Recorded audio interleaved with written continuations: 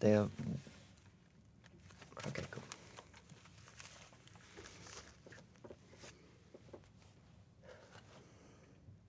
Sam and John were grumpy old locals. Living down by Porthleven, they rarely left, spending their time at a lovely pub called the Ship Inn.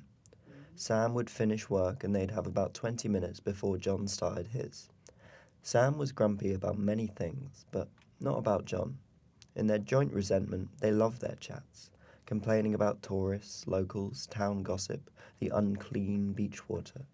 They'd be together, sitting shoulder to shoulder, till the final bell tolled. They were happy like this.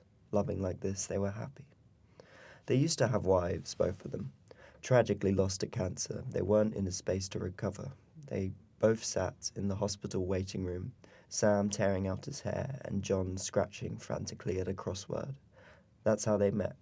Two sad men watching their loved ones die, cherishing every single moment with them and giving no thought to their future. And then the future came.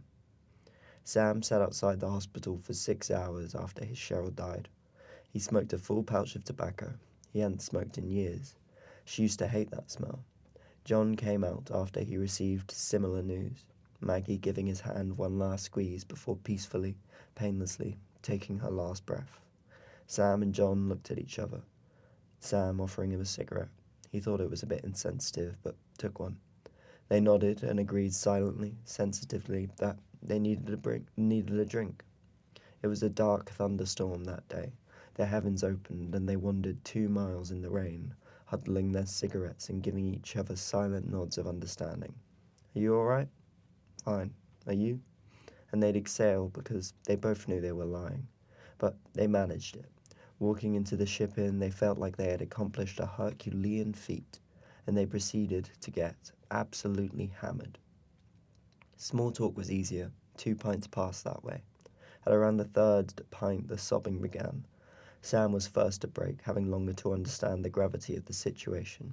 John brought him around, and with an arm on his shoulder, he nursed him through that bout. Sam stifled his tears after a while, but the sight of this sent John spinning and spluttering, his apologies, his regrets, the moments he knew she loved him. They wailed the night away, falling down and helping the other. That night, they forged a companionship so iron-willed that it bordered on a relationship beyond platonic. They danced with each other to their first songs and looked to each other for physical contact. Not much was needed, sometimes just a simple tap on the arm. The next day, they woke it up and did it all again.